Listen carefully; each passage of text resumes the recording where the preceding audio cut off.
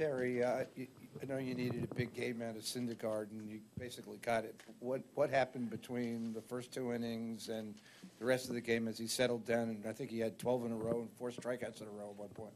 Yeah, I just think he started to, make better pitches. You looked at the first 2 innings, and they were getting, balls that were on the plate, a lot on the plate. There were a lot of pitches up here.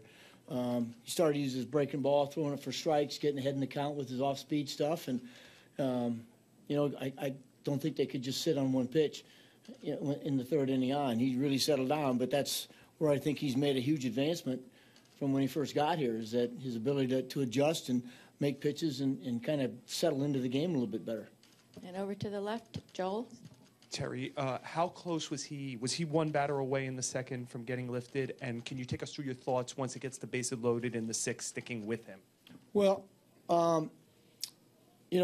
after they got the 3 straight hits in the 2nd inning, those lefties were coming up. Hosmer and Moustakas were going to come back up, and I knew he'd have been in big trouble by then. So, when he got out of the inning, I said, okay, we'll see if he can get us through a couple more innings, because I know that if he go into that early, our bullpen's going to be in trouble. But I mean, Zobrist, if Zobrist gets on base there, yeah. Is he out of the game at that point? No, I'd have let him face Kane, but the lefties would have been Nice had they got back up after Kane. And then in the 6th inning, I just said, we had, he was throwing so well, and I just kind of liked his power stuff against Rios, and I was going to give him one more guy and just to see how if he could get him out, and he did it. So I just thought that was a situation where, listen, we needed the that 3rd out, and I thought he was the guy to do it, because I liked the way he was throwing it, even though he'd walked a couple of guys. But Joel, he's pitched so good lately that I just wanted to stay with him. And in the back right.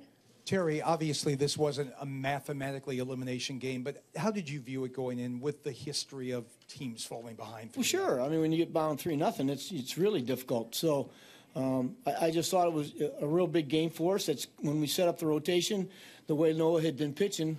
You kind of look at that Game 3 as a pivotal game anyway, and you're 1-1 or you're down 2, and he delivered. He came through exactly how we expected him to, and we really believe Steven Matz will go out tomorrow night and do the same kind of job. And over here to the left. Terry, that first pitch, you think he was just overamped, or he didn't want to send any kind of message that I'm not going to be intimidated out here? You'd have to ask him.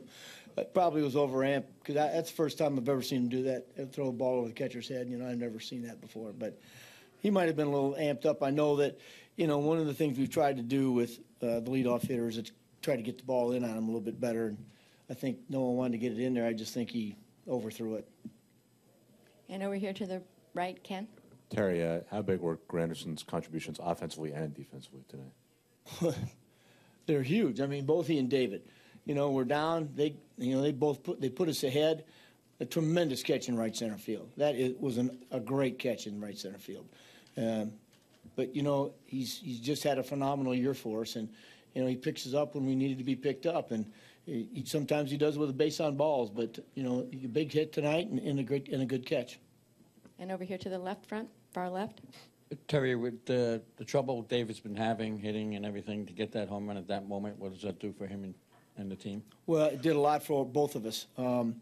Certainly, David's been struggling. He never, makes an excuse. He's got to swing better. He knows that. Big hit for him, big hit for us. Got him going, and then a big hit later in the game off Ferreira. So I said before the game, we get our offense going a little bit. We play better baseball, and like everybody does. And everybody. I've had a lot of questions about why are you playing this guy, why are you playing that guy? Well, I only got 13 guys, and 8 of them got to play. So you kind of stick with them, and we got some big hits tonight from some of the guys who haven't been swinging very well. You never thought of benching David? No, but I had that suggested to me by. Oh yeah, I get a lot of suggestions. And to far left in the center. Hi, Terry. So if you could just take me through the decision to use Juan Uribe at that point in the game. You spoke about having him as a weapon, as an opportunity, in these games. but just how rare it is to see someone do that off the bench after a month plus not having a major league at bat. Well, you know, big league players are pretty talented guys. They do amazing things, and when you've had the career like Juan's had, he's done amazing things. And so, you know, he told me the other day he was ready. We're looking for the situation to get him in, and we thought tonight was the example with when Morales came in the game. He was, you know, we needed somebody to hit fourth, which means somebody was going to be on base when he got up. Unfortunately, we had two guys on. So, but, you know, big contribution from him, and you know, he's such a good guy to have on your club and be in the clubhouse. It's nice that he had a chance to contribute. And right here in front to the Terry, left. is one of the things you really liked about the offense tonight that you did get the long ball, but you had that inning where you kind of just really you had a Royals type of inning, for lack of a better term.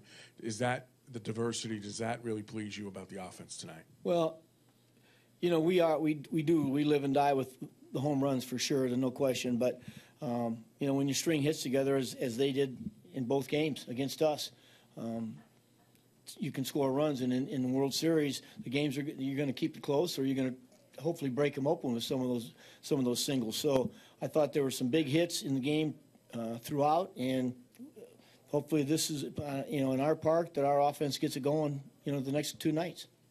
And all the way in the back to the right. Terry, after the first two games, there was a lot of talk about Matt and Jacob maybe not being as aggressive with the fastball against these guys. Was tonight the absolute game plan going forward to be more aggressive, or was that just Thor being Thor? Well, I mean, you look in the first inning, and, you know, they were hitting fastballs. They hit fastballs. So, you know, and I understand everybody's thoughts that, you know, you got to be yourself, and I totally believe that. I agree with that. But you know what? You got to make adjustments. And throughout the game, all of a sudden, Noah started making some adjustments, throwing strikes with his off-speed stuff, where he could get strike one or get them in accounts where they're not sure, and then making pitches with your fastball. It's not about, you know, Matt, like he said to me the other day, it wasn't he didn't want to use his fastball, he just didn't have good stuff. So he couldn't rely on it like he normally does. And, you know, so you have to, again, and I get, these guys are power pitchers, but when you're not hitting your spots and you're throwing it down over the plate, good teams like Kansas City, they're going to beat you. So you have to mix them up a little bit better, and that's what we've been trying to do, and tonight it worked out for us. And over to the far left standing. Regarding David, how much pain is he enduring? How much extra work is he doing? And how much does his presence mean right now? Well, John, I don't know how much pain he's in. He's the only one who can answer that. I don't think he's in any. But, you know, just like today, you know, the game's at 8 o'clock tonight, and I'm here today I was here about 11:15 and 11:45 David walks in just to get himself ready. And at his stretching, and it's, you know, part of the rehab that they loosen up his back. But he just knows he's got to do it, so he's here and he does it. He doesn't make him in or doesn't complain about it. He knows what he has to do to keep himself ready. And these cold nights can be tough on anybody. But when your back's bothering you, it can be very tough. But he hasn't said a word. And the one thing we talked about when he came back is that he would be honest, because that's what, you know, one of the things Don Mattingly told him is you've got to be honest with not only yourself but everybody around you that, hey, tonight may not be a night you can play, and he's been fine. And over here to the left center. That sports maxim is true, that being in tough spots reveals your character. What aspect of your team's character was revealed today, down 2-0 and battling back the way they did? Well, there was some pretty good conversations going on this afternoon in the clubhouse with some guys,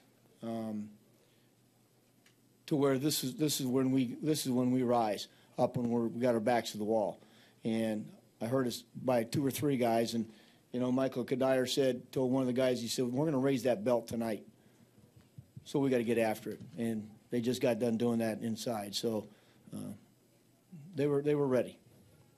And last two here. Terry, just in the age of innings limits and everybody's talking about that kind of stuff, what do you make of a 23-year-old who's in a career high in innings, throwing his best, it seems like, late in October? Well, number one, I think that he's learned so much during the year that he now knows that he doesn't have to strike guys out. He can pitch to more contact to keep him fresher during games. You know, he doesn't have to work so hard. I think that's part of it. I think he's also takes such good care of himself that this time of year when you think those guys are wearing down, he doesn't. You know, he's pretty big and strong. So, you know, there's a lot left in that body, and It's been very, very impressive to watch him the last 2 months. When you would think the one guy that would really suffer from it would be him because he's never pitched in September, and nobody has in October on this team. But he's just gotten better and better. And tonight he showed you what he's learned. You know, he had a rough couple innings, yet settled down and got us deep into the game, which is what we needed. And last one over to the left. Hey, Terry, you referred to the conversations going on in the clubhouse this afternoon, and yesterday you spoke about the importance of coming home. But in the first 2 innings, it didn't look like the Royals were intimidated by playing here. Were you concerned after the second inning that this is going to be a rough night? Well, they've played in the World Series, Lloyd. So they've been in hostile parks. It's nothing new for them. So I'm not surprised they were not affected by it. No, you know, they're a good club. They're a seasoned club. And as I said before, you know, you should, if you do something the second time, you should be better at it. And this is their second trip in a row, so they know what they're doing.